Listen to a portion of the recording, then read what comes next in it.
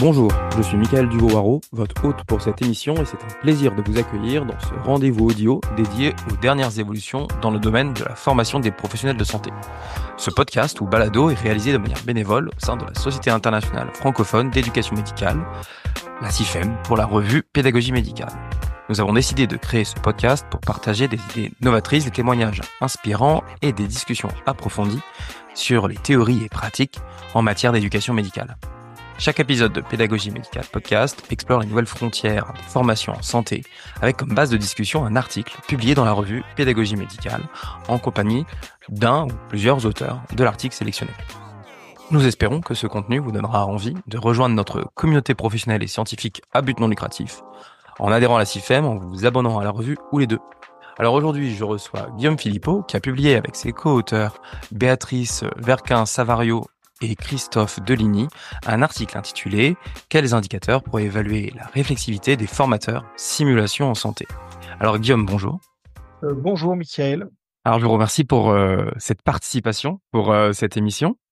Avant de rentrer dans le cœur du sujet de l'émission et de l'article en question, je vous propose peut-être déjà de commencer par un petit temps pour vous présenter aux auditeurs qui ne vous connaîtraient pas et éventuellement de déclarer éventuel conflit d'intérêt s'il y en a avec le sujet du jour.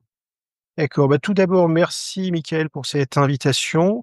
Donc, je suis praticien hospitalier en médecine d'urgence. Alors, il n'y a pas de conflit d'intérêt. Voilà, tout d'abord, par rapport au sujet dont nous discutons aujourd'hui.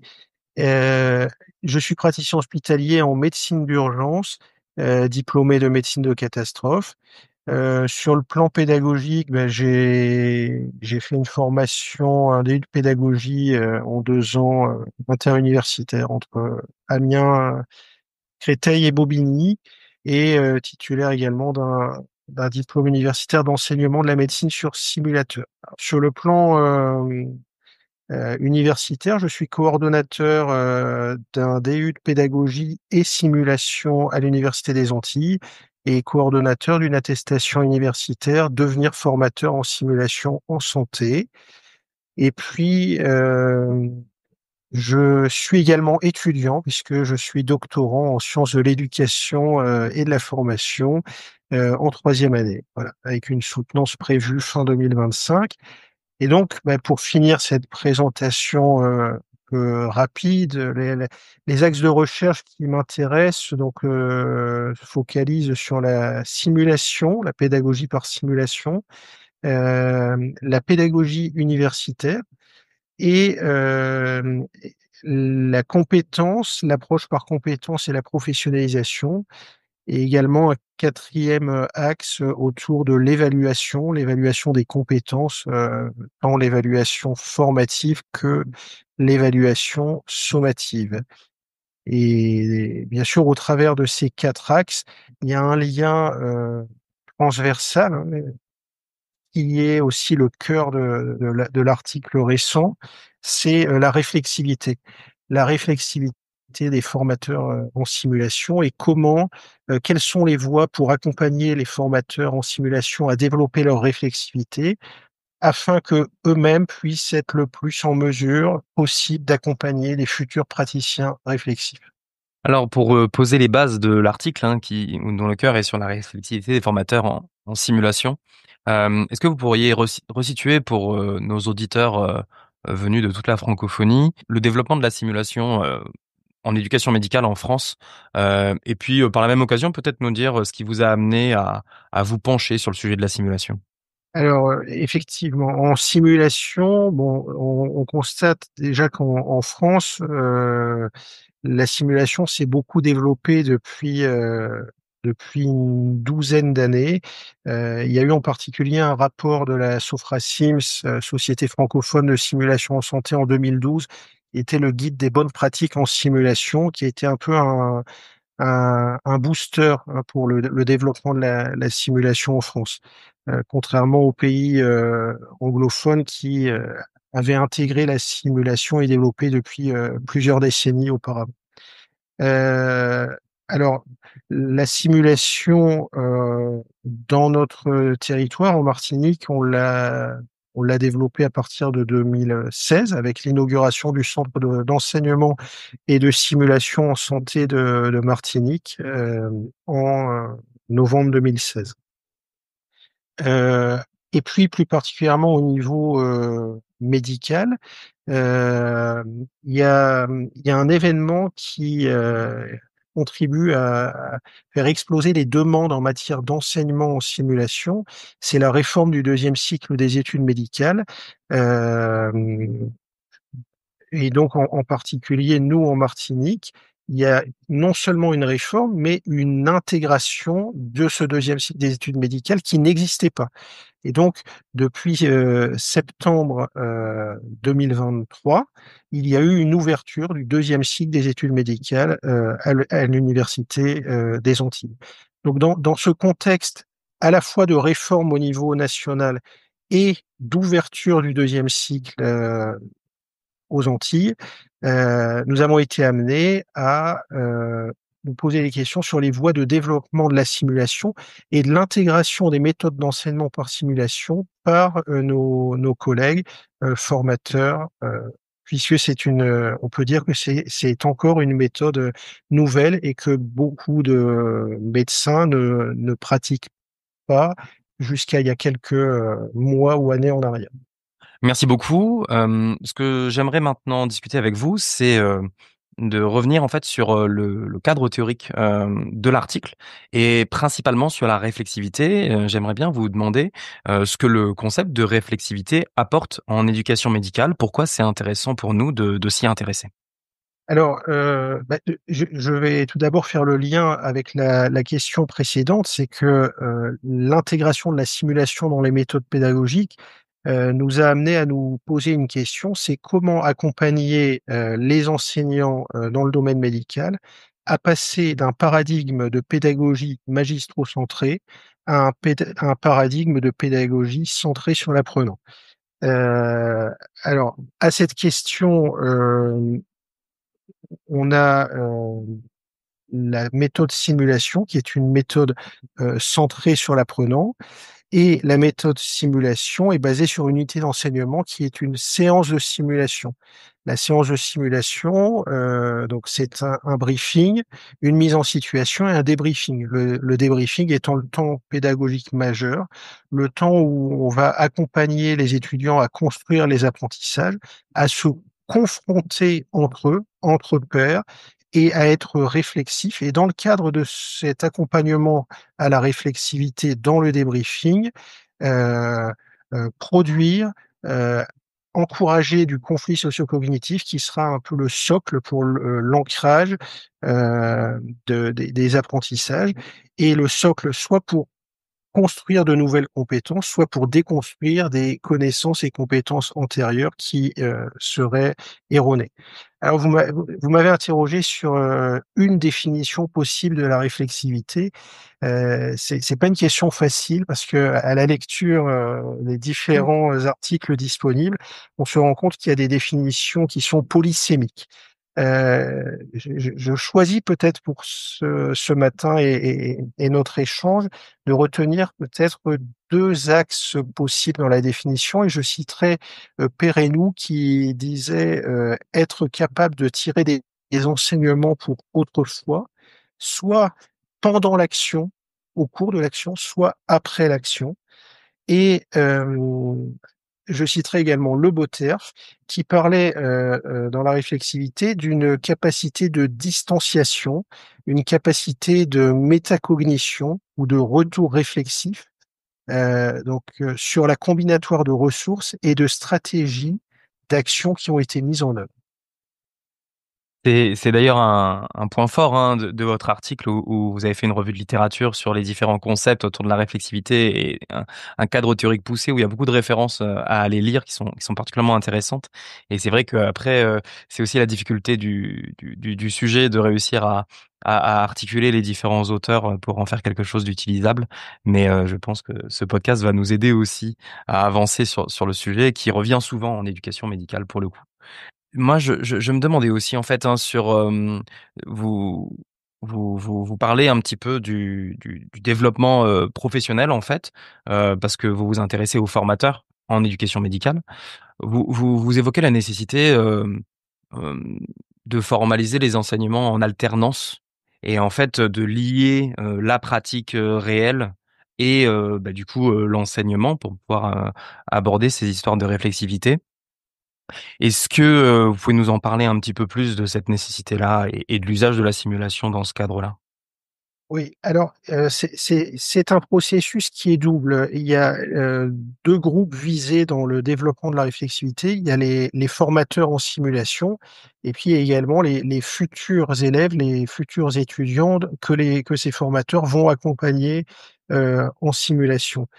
On a constaté, dans une étude préliminaire, en 2021 auprès de nos formateurs en simulation que, ces mêmes formateurs ont des difficultés à appréhender et à développer les compétences, en matière de débriefing. En particulier, les compétences, dans l'art du questionnement et dans la sollicitation de la réflexivité des étudiants. Donc partant de ce constat, ça a été le point de départ de notre questionnement de recherche pour se dire: «Comment on peut accompagner ces formateurs à développer leur réflexivité et donc, est-ce qu'il y aurait des indicateurs pertinents pour, évaluer, de façon formative la progression de cette réflexivité, au cours d'un parcours de professionnalisation de formateur?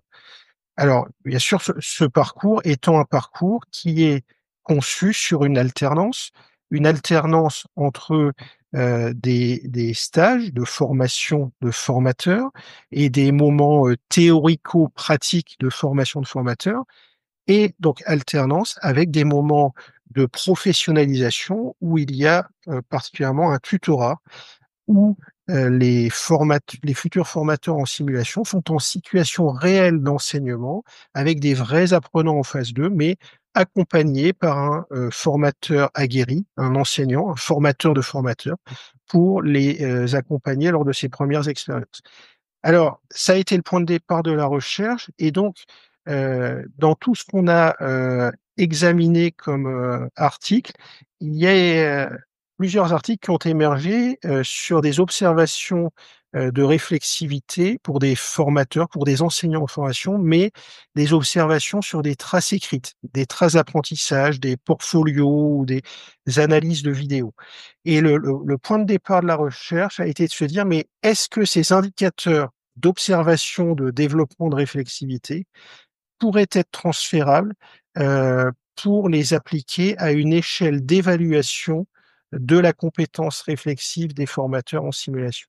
Et donc c'est vraiment là l'enjeu de cette recherche parce que, pour l'instant donc, l'article parle d'échelle d'auto-évaluation de la compétence réflexive, mais il y a également un autre pan dans cette recherche qu'on est en train de continuer à développer, c'est est-ce qu'il n'y aurait pas également un intérêt à ce que ça soit une échelle d'hétéro-évaluation de la compétence réflexive par les formateurs de formateurs? Et donc ça, on en parlera peut-être un petit peu plus tard. Pour en dire déjà quelques mots peut-être, l'idée serait dans le projet de recertification des formateurs et de visite d'entretien, annuel des formateurs, de confronter l'auto-évaluation du formateur, l'auto-évaluation de sa réflexivité, Mmh. à l'hétéro-évaluation de, son tuteur, de son formateur de formateur et donc de, pouvoir dégager à partir de ce croisement d'évaluation, des axes de développement de compétences possibles et de voir comment on peut aider au mieux, dans sa professionnalisation, le formateur en simulation.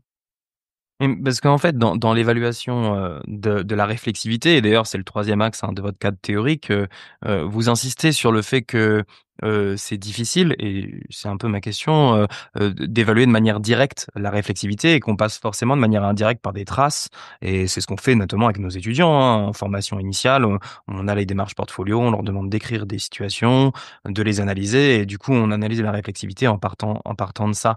Mais, est-ce que, ça vous semble possible, d'évaluer la réflexivité de manière un peu plus directe? Ou en tout cas, est-ce que c'est ça, l'ambition de ce croisement d'auto et d'hétéro-évaluation? Ou alors ça se joue vraiment sur un autre plan? Alors, je pense et j'espère que ça sera possible et que les résultats le confirmeront.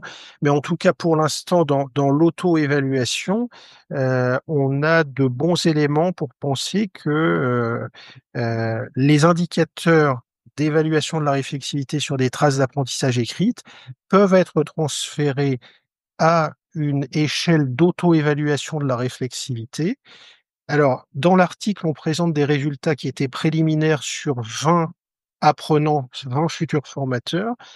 Aujourd'hui, je peux déjà vous donner quelques éléments complémentaires. On est en train de finaliser les résultats sur 30 formateurs.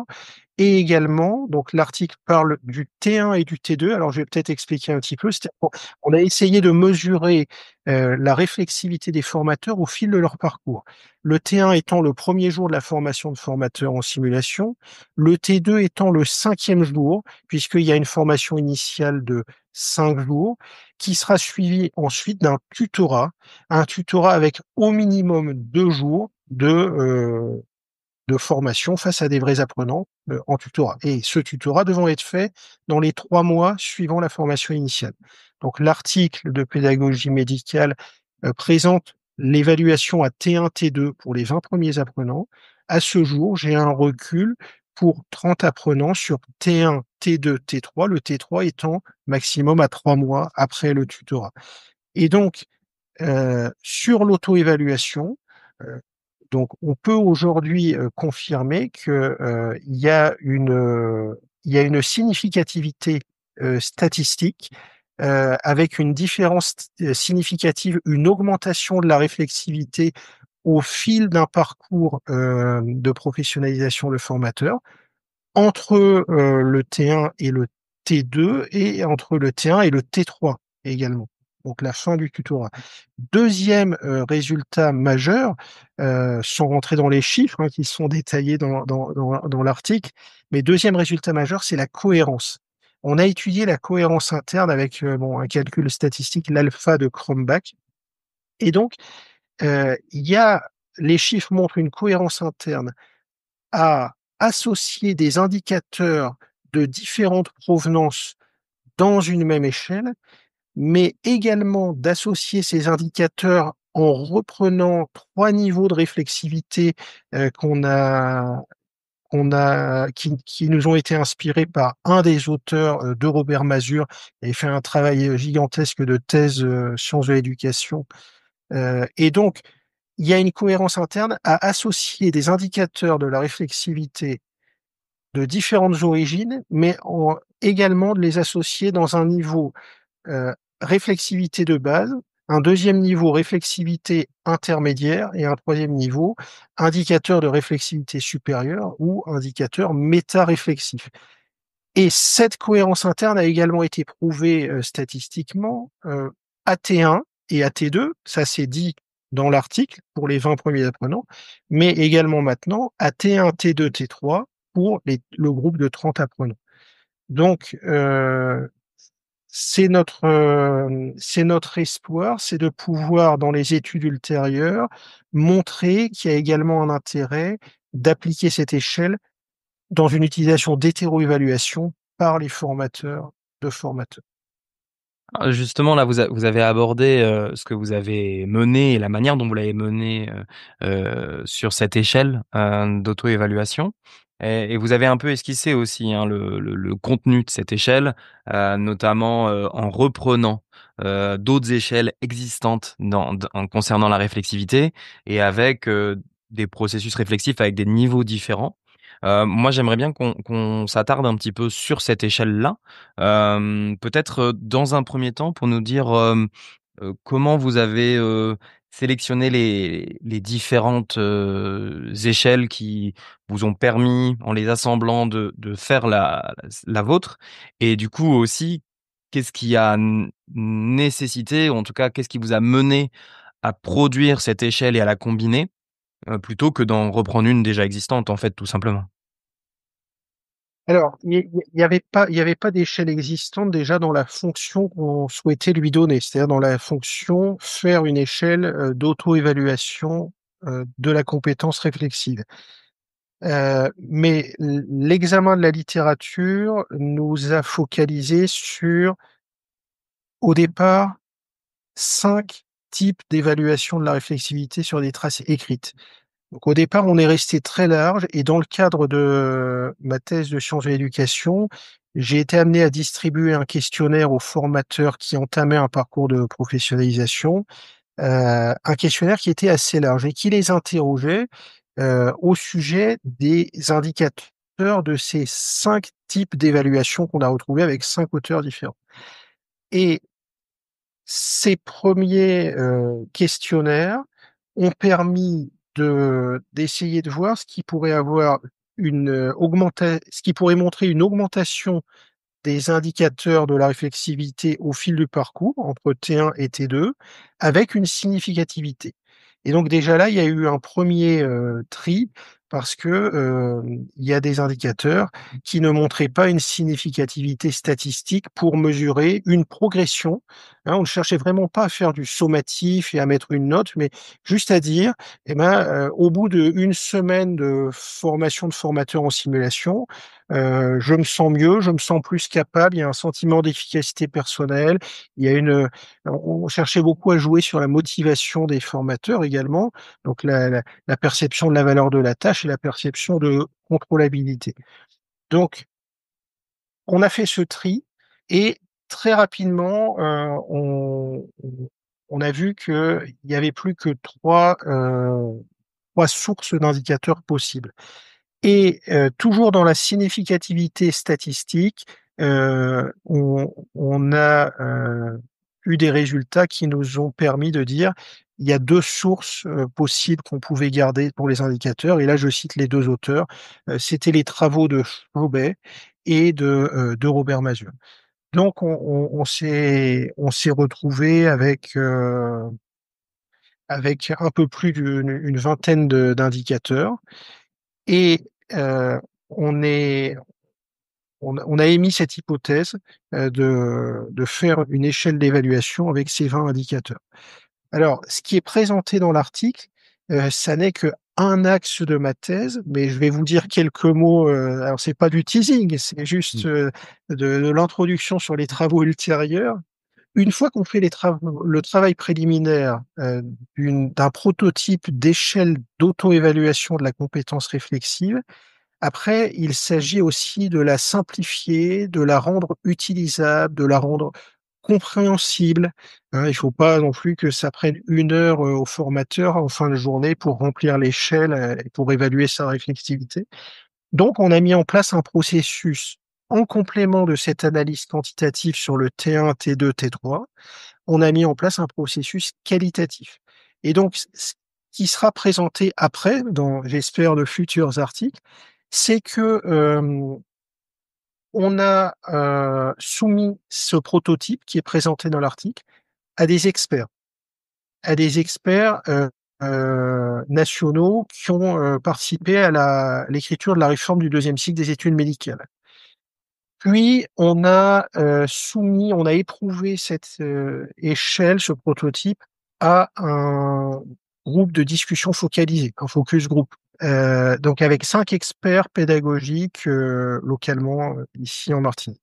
Ça a permis de simplifier les messages, transformer les questions, toujours dans un but de compréhension meilleure, par l'utilisateur de l'échelle et ça a également permis de supprimer les doublons. Parce qu'ayant retenu des indicateurs de, 2 sources différentes, on s'est aperçu qu'il y avait quand même des indicateurs qui étaient soit identiques, donc ça a été assez facile pour de les fusionner, soit, très proches et donc là, il y a eu des arbitrages, au vu d'avis d'experts. Donc, ce groupe de discussion focalisé a permis une belle simplification et ensuite on a également, soumis le prototype à, une partie de notre, méthode qualitative au sein de la thèse, c'est-à-dire qu'on a eu 10 entretiens, semi-dirigés avec des médecins inscrits au DU de pédagogie sur deux promotions, sur la promotion des années 2023 et 2024. Cette soumission du prototype à la compréhension de 10 médecins en cours de formation dans un DU de pédagogie et simulation nous a encore permis de simplifier à nouveau et de présenter, d'imaginer une échelle qui soit plus proche de la version finale que du prototype. Donc, bien sûr, ça c'est le après, hein, ça n'est pas l'article actuel qui vient d'être publié.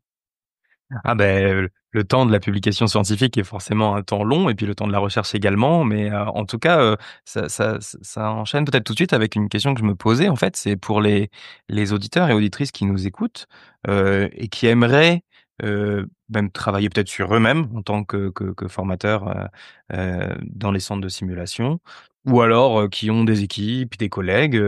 Est-ce qu'ils pourraient se servir actuellement de la grille qui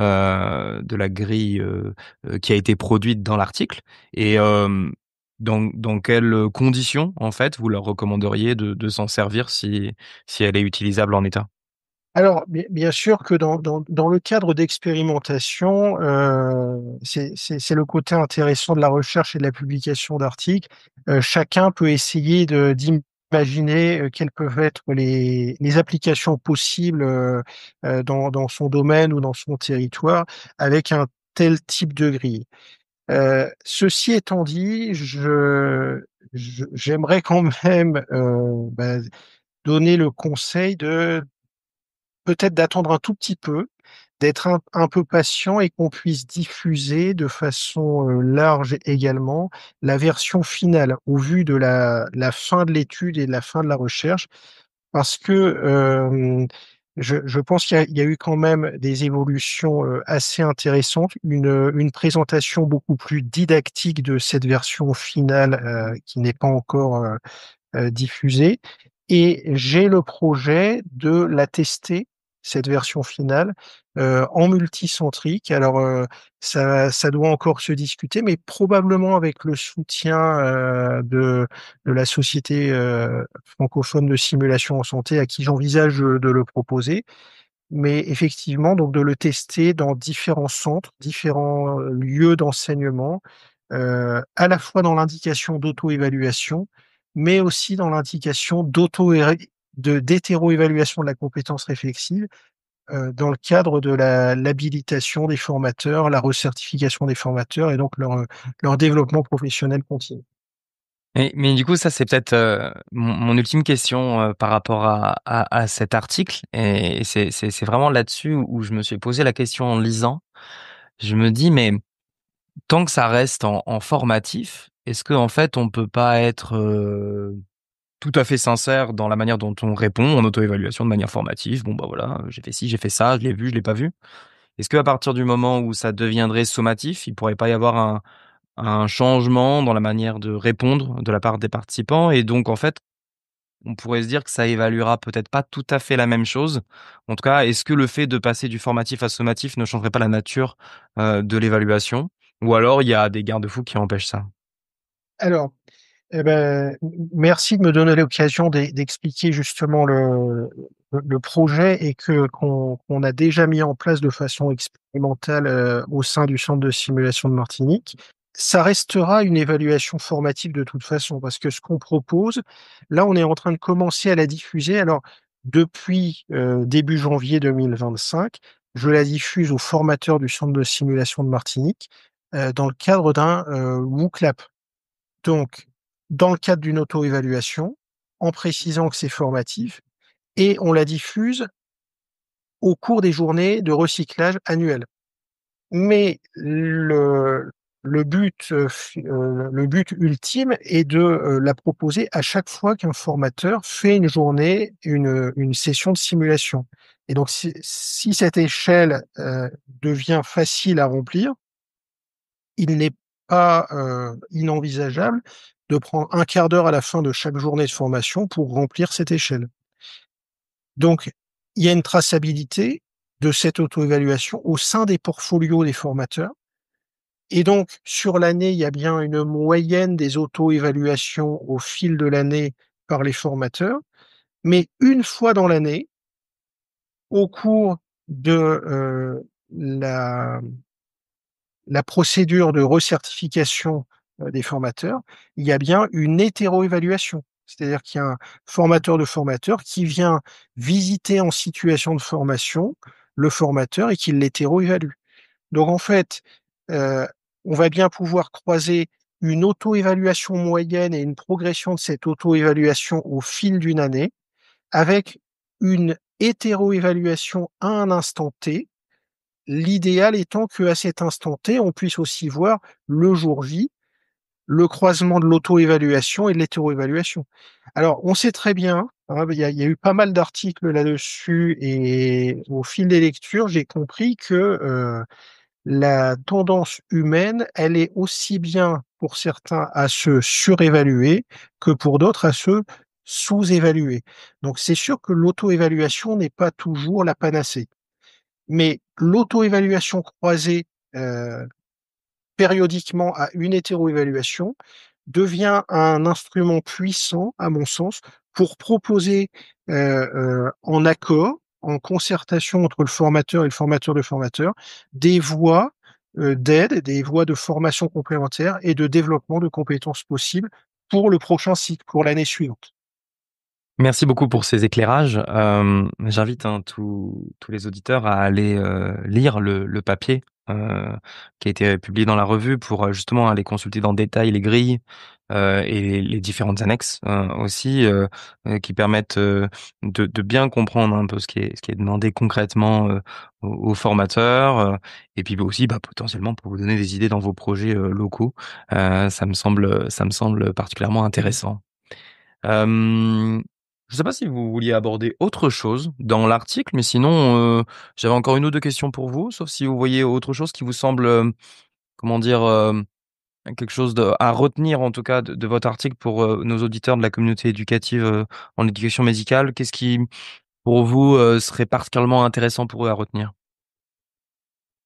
Alors, bon, j'ai déjà abordé deux points qui me semblaient particulièrement importants. C'est que ce sont des résultats préliminaires, Hmm. il y a que je vous ai aussi présenté quelques orientations pour les résultats qui sont en train d'être confirmés mais pas encore publiés. Donc ça, c'est la première chose. Donc, patience et le reste va suivre. Et la deuxième chose importante, on vient de s'en expliquer assez longuement sur la recertification Hmm. des formateurs et l'idée d'utiliser cette échelle également à l'avenir pour une fonction d'hétéro-évaluation et comme un instrument d'aide au développement professionnel. Donc, développement professionnel continu des formateurs. Hmm. Deux points qui me paraissent particulièrement importants. Et puis sinon, sur la méthodologie, j'ai quand même l'impression que c'est euh, de l'hybridation de la méthodologie qu'on a utilisée, en utilisant du quantitatif, du qualitatif, mais également de l'empirique, en utilisant des extractions de la littérature, avec des recherches qui avaient été faites sur des indicateurs qui n'étaient pas pour cette fonction-là, qui étaient des indicateurs sur des traces d'apprentissage. L'hybridation de ces différentes méthodes font de cette étude quelque chose d'assez innovant et j'espère que ça pourra être utile à tous les collègues qui sont dans ces situations d'enseignement en situation de simulation en particulier, mais également en pédagogie active Hmm. plus généralement. En tout cas, on propose du coup à nos auditeurs de vous contacter éventuellement hein, s'ils ont des questions ou en tout cas des pistes de réflexion à partager. C'est aussi l'objet hein, de ce temps d'échange, c'est de créer du lien dans le domaine de l'éducation médicale. Peut-être pour tranquillement conclure hein, sur cette émission, c'est une question que je pose souvent en fait, mais c'est pour savoir ce que vous pourriez dire sur le processus de publication dans la revue Pédagogie médicale, qui du coup a publié votre article, savoir un petit peu pour vous comment ça s'est passé pour vous, ce que vous avez pu en penser. du processus global de publication dans la revue. Je parle sans filtre. C'est une impression vraiment de grande qualité, de sérieux dans les conseils qui sont renvoyés. Et parallèlement à ça aussi, une période très angoissante qui peut, pour le doctorant que je suis, qui a des délais universitaires un peu contraints, Hmm. parfois des périodes un peu longues entre le moment où on dépose la première soumission et l'acceptation de l'article. Mais finalement, un apprentissage, un apprentissage de la recherche et de la publication pour moi, et vraiment des échanges très intéressants avec le reviewer, et là en particulier le rédacteur en chef, hein. Et alors pour moi, c'est quelque chose qui est très particulier, le moment de cette acceptation fin novembre 2024, parce que finalement, Pédagogie médicale est une revue que je lis depuis des années. Hmm. J- J'ai fait mon DU de pédagogie, mon premier DU de pédagogie en 2009 et 2010. Et donc depuis 15 ans presque, je lis pédagogie médicale tout le temps, quoi, tout le temps, tout le temps, tout le temps. Et là, c'était vraiment un plaisir de voir que bah, un de mes axes de recherche a intéressé la revue, et voilà. Donc, voilà l'impression. Et donc pour voilà, premier dépôt en mars ou février. Premier dépôt en février, je crois, si je me rappelle bien. 28 février. Et puis acceptation au mois de novembre. Accepté pour publication le 23 octobre. Merci beaucoup pour ce retour enthousiaste par rapport à la revue. C'est vrai que la revue a une histoire assez longue en fait, hein, et beaucoup de papiers publiés, et d'ailleurs beaucoup en accès libre, hein. Il y a un embargo sur les premières années, mais après c'est en accès libre. Et c'est vrai il y a un intérêt à l'existence de la revue, notamment pour tous les formateurs, enseignants en éducation médicale, pour justement s'inspirer des collègues et ben, vous apporter votre pierre à l'édifice également. Donc on en a été ravis. Peut-être pour terminer, alors une petite aparté pour les auditeurs, auditrices qui nous écoutent, si vous souhaitez prendre un petit temps pour vous là de pause sur le podcast, vous pouvez faire pause sur le podcast et éventuellement écrire sur votre téléphone un bout de papier, ou y penser en tout cas à ce que vous retenez de cet échange, peut-être qui pourrait vous faire changer de vision sur un aspect ou bonifier les projets en cours. Je vous laisse tranquillement noter ça, éventuellement les noter dans les commentaires des différents podcasts ou réseaux sociaux sur lesquels vous êtes tombés pour accéder à ce podcast. Et aussi, je vous rappelle de potentiellement adhérer à nos réseaux sociaux, adhérer à la CIFEM si vous le souhaitez, et nous rejoindre pour le congrès de la CIFEM qui aura lieu à Orléans cette année au mois de mai. Une dernière question, pour vous, Guillaume Philippot. Heu, J'aimerais vous proposer de nous donner une lecture, un livre ou un article, qui pour, vous, est important et que chaque auditeur ou auditrice devrait avoir lu, un jour dans sa vie. Alors, Michael, j'ai été très, très, comment dire, ennuyé pour choisir pour ce conseil de livre. J'ai pas su en retenir qu'un, parce que ayant les neurones qui fourmillent actuellement là avec la thèse. Alors, j'ai quand même décidé de, de citer trois livres alors, c'est pas les seuls livres, mais c'est trois livres qui ont été quand même des gros piliers pendant ma recherche de thèse. Et donc, j'avais juste envie aujourd'hui de vous parler de Apprendre par la simulation, de l'analyse du travail aux apprentissages professionnels, dirigé par Pierre Pastré et Pierre Rabardel, aux éditions Octares. Euh, Deuxième pilier de recherche dans ma thèse, c'est l'évaluation des compétences. Donc là, je cite l'évaluation des compétences de Jacques Tardif, hein, documenter le parcours de développement, Chenelière Éducation. Mmh. Et puis, autre pilier, et dont on en parle dans l'article, donc la pratique réflexive, les compétences réflexives. Donc là, je cite construire une pratique réflexive, comprendre et agir, de Yann Vacher aux éditions de Buck. Mais nous mettrons toutes ces références dans la description du podcast et on laissera nos auditeurs aller consulter ces ouvrages et enrichir leur pratique grâce à ces lectures. Merci beaucoup pour votre participation et puis bonne journée et à bientôt. Eh bien, merci de cet échange. À bientôt. À bientôt.